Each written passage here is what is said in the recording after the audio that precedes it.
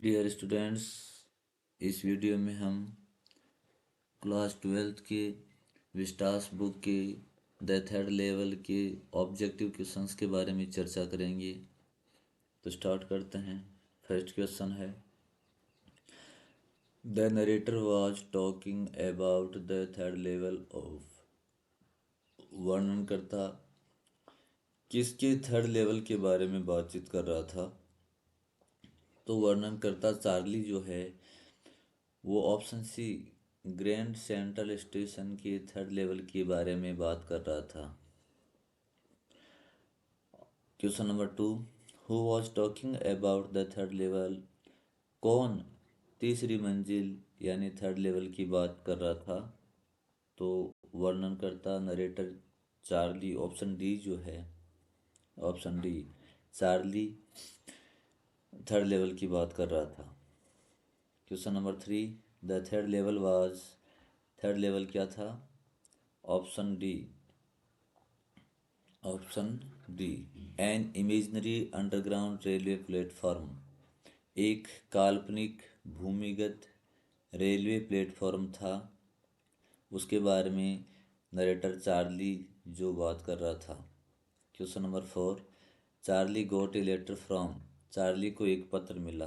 तो चार्ली को पत्र उसका फ्रेंड था जिसका नाम था सैम। तो हिज फ्रेंड सैम से उसको पत्र मिला था और वो एक साइकियाट्रिस्ट था। वो एक साइकियाट्रिस्ट था, साइकियाट्रिस्ट यानी मनोचिकित्सक था।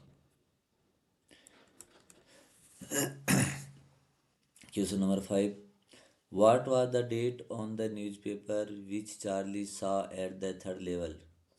What was the date on the newspaper? उस समाचार पत्र पे क्या तारीख थी? Which Charlie saw at the third level, जिसे चार्ली ने थर्ड लेवल तीसरी मंजिल पे देखा था। तो वो जो समाचार पत्र था उसमें जो डेट थी वो थी 11 जून 1894, 11 जून 1894 की दिनांक थी। चार्ली काल्पनिक रूप से ग्रैंड सेंट्रल स्टेशन के थर्ड लेवल पे खड़ा था और वहाँ पे न्यूज़पेपर का एक स्टेक ढेर लगा हुआ था। उस ढेर में जो न्यूज़पेपर था उसका नाम द वर्ल्ड था और उस न्यूज़पेपर पे जो दिनांक लिखी हुई थी वो 11 जून 1894 की दिनांक थी। Question number 5, the letter which Charlie received from his friend Sam was dated. वह पत्र जो चार्ली को अपने मित्र सैम से मिला उस पे कितनी दिनांक थी?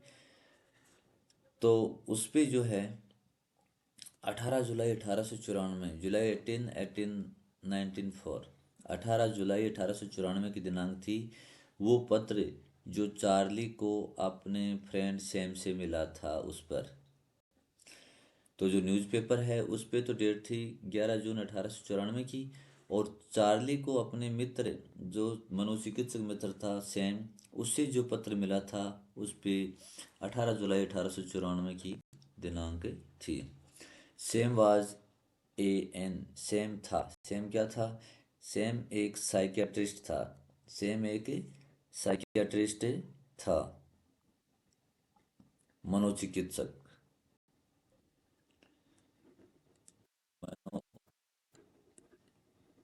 चिकित्सक था सेम, चार्ली का फ्रेंड था और वो एक मनोचिकित्सक साइकियाट्रिस्ट था। Question number 8, Charlie was suffering from. Charlie पीड़ित था, किस रोग से चार्ली पीड़ित था? तो चार्ली जो है वो स्ट्रेस, तनाव से ग्रसित था, स्ट्रेस से।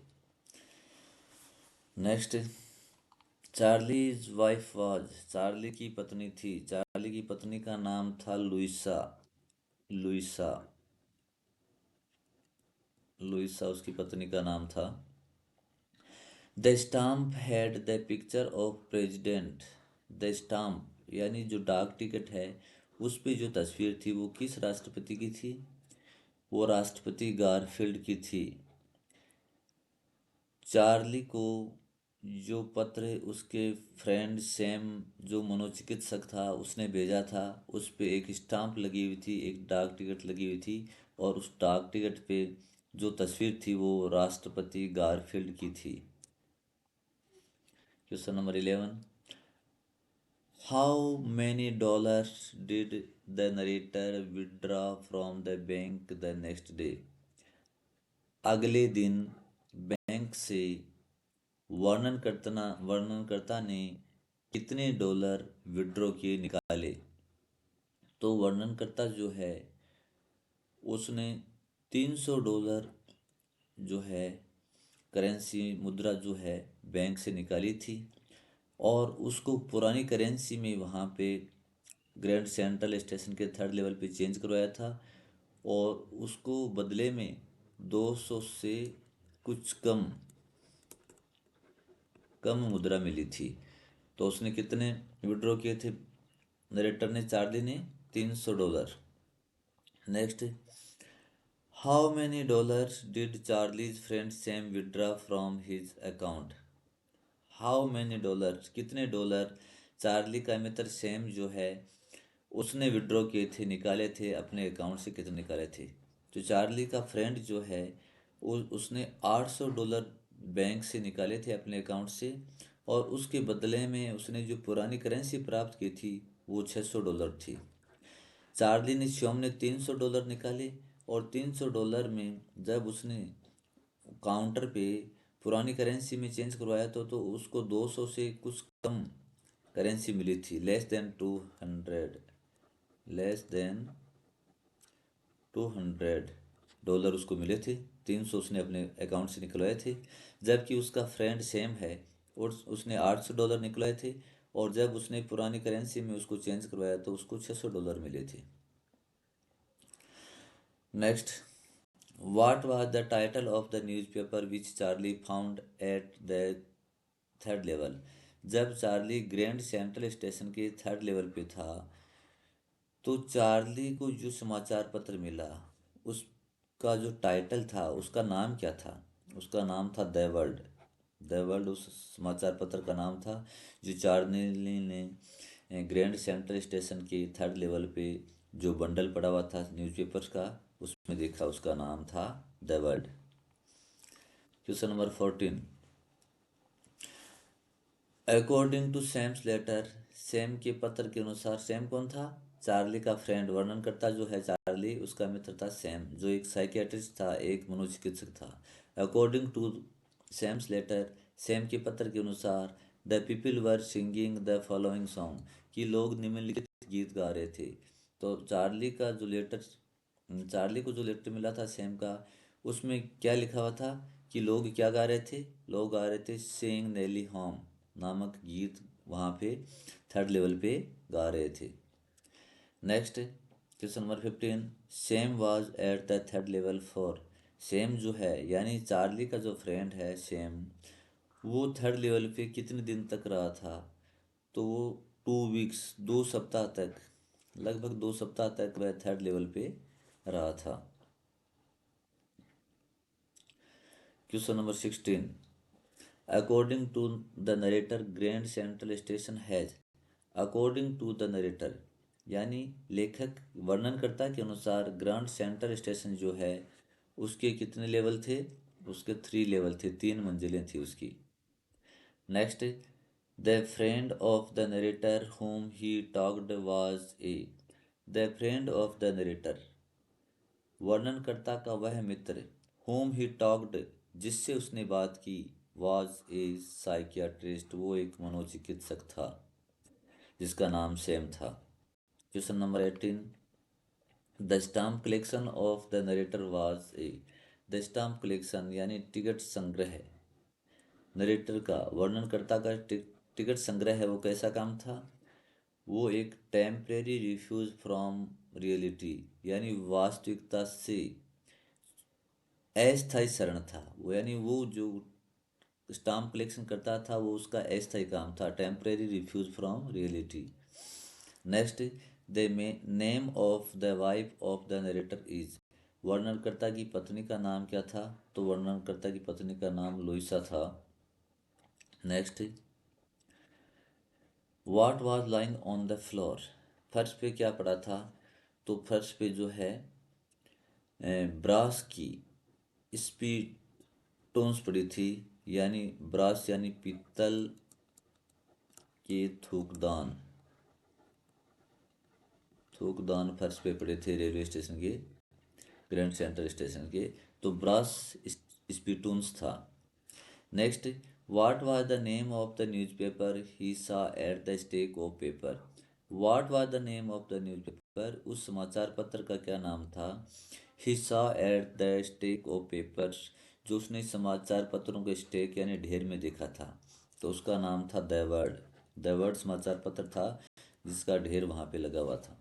Next, a man was pulling a watch from his waist pocket. एक व्यक्ति अपनी बनियान की जेब से एक घड़ी निकाल रहा था। इट वाज, वो कैसी थी? तो एक गोल्ड वॉच, वो एक सोने की घड़ी थी जो एक व्यक्ति रेलवे स्टेशन पे अपनी जेब से निकाल रहा था।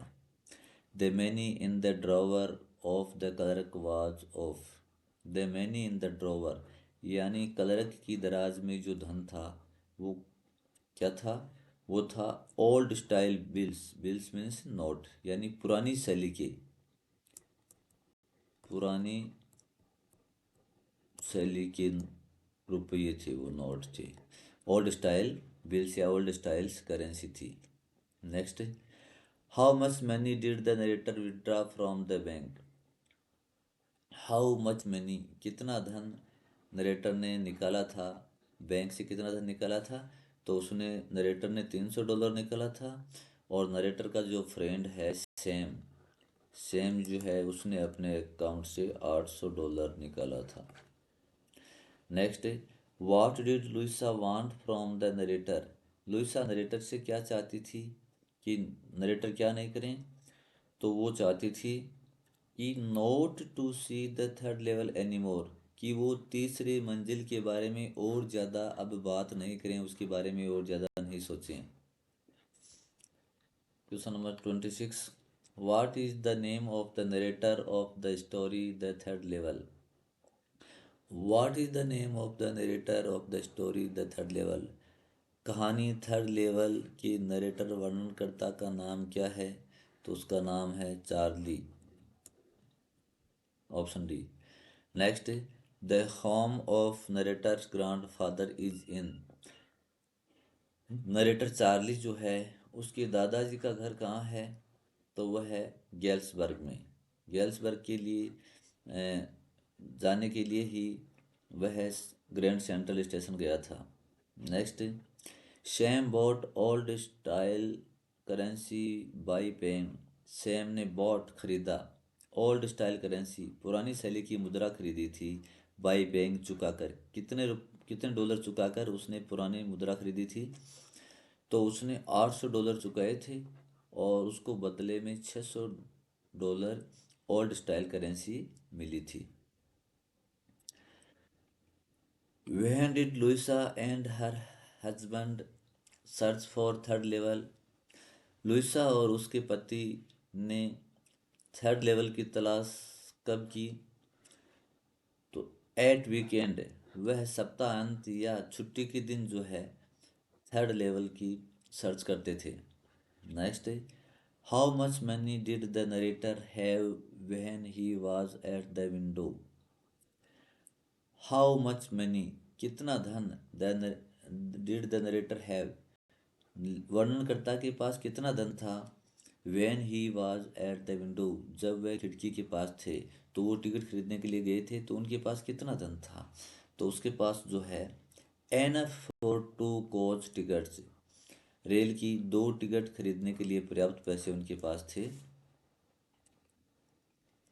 तो ये स्टूडेंट्स थर्ड लेवल के ऑब्जेक्टिव क्वेश्चन हुए हैं। सारे इंपॉर्टेंट क्वेश्चन इसमें हो गए हैं। इसमें से निश्चित रूप से एक क्वेश्चन ऑब्जेक्टिव टाइप का आ जाएगा आपका। थैंक्स।